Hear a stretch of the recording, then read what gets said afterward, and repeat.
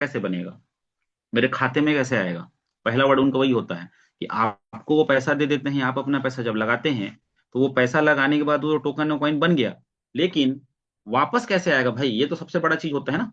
तो यहाँ पर सबसे इंपॉर्टेंट चीज ये है दोस्तों कि एक्सचेंज को आपको समझना है कि एक्सचेंज है क्या। एक्सचेंज वो जगह है जहां पे आप अपने टोकन को, अपने क्वाइन को बेच के डॉलर में कन्वर्ट करते हैं। और बहुत सारे एक्सचेंज ऐसे भी होते हैं जो आप जिस जिस देश में रहते हैं उस देश का करेंसी भी आपको अपने खाते में दे देते हैं। तो इसको हमको समझना है। तो एक्सचेंज के बिना दोस्तों आज के डेट में ये मान के चलो कि आप अपने क्रिप्टो को पैसे में कन्वर्ट नहीं कर सकते, क्योंकि इंडिया में रेगुलेशन बन रहा है। यहाँ पर किसी भी तरीके से जो क्रिप्टो है वो लीगल टेंडर में नहीं है, मतलब आप किसी क्रिप्टो से कोई चीज बाई सेल तो नहीं कर सकते, लेकिन उसमें आप इन्वेस्ट करके, अपने नॉलेज लेकर के, अपने खुद की मर्जी से इन्वेस्ट करके आप वहां पर प्रॉफिट लॉस आप जो भी जनरेट करेंगे और बाद में उसको क्या करेंगे अपने लोकल करेंसी में उसको कन्वर्ट करेंगे। तो वो जो जगह आपको कन्वर्ट करके देता है उसको बोलते हैं एक्सचेंज। तो दोस्तों दो तरीके का एक्सचेंज होता है, सेंट्रलाइज, डिसेंट्रलाइज। तो हम दोनों के बारे में आज कंपेयर करते हैं। हमको जानना बहुत जरूरी है कि सेंट्रलाइज और डिसेंट्रलाइज जो है वो क्या होता है दोस्तों। यहाँ पर देखिए, सबसे पहले हम लोग देखते हैं सेंट्रलाइज एक्सचेंज के बारे में। ठीक है। सेंट्रलाइज एक्सचेंज दोस्तों कोई कंपनी या कोई ऑर्गेनाइजेशन हो सकता है, जैसे मान के चलिए आपका बैंक है, एक पूरा एक ऑर्गेनाइजेशन है। तो यहाँ पर दोस्तों इसको एक कंपनी चलाती है जहां आप अपना पूरा केवाईसी करते हैं। ठीक है। आप पूरी तरीके से आप क्या करते हैं वहां पर अपने टोकन्स को लेकर के आप बाई सेल कर सकते हैं, ट्रेड कर सकते हैं, पूरे वॉल्यूम के साथ में लोग आते हैं वहां पे।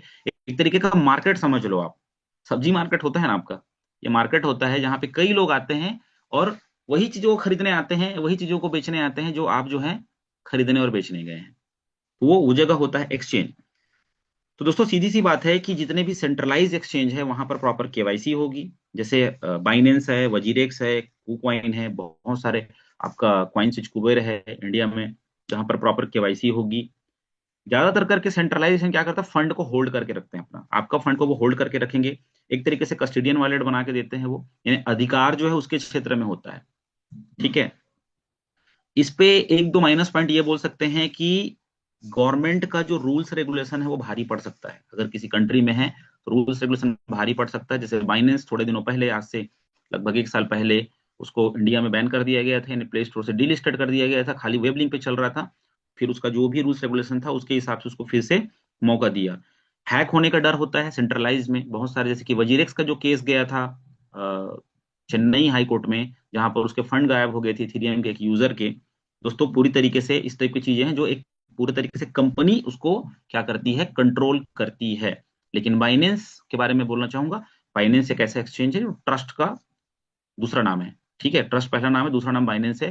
जो आज तक कभी भी वहां पर किसी भी तरीके से कोई भी गलतियां नहीं हुई। वहां पे पीयर टू पीयर पीयर गलतियां हो सकती हैं, लेकिन बाइनेंस जो है आज के डेट में लीडिंग है पूरे वर्ल्ड का। जो किसी भी कंट्री में आप रहते हैं आपको वहां से एक्सचेंज हो सकता है।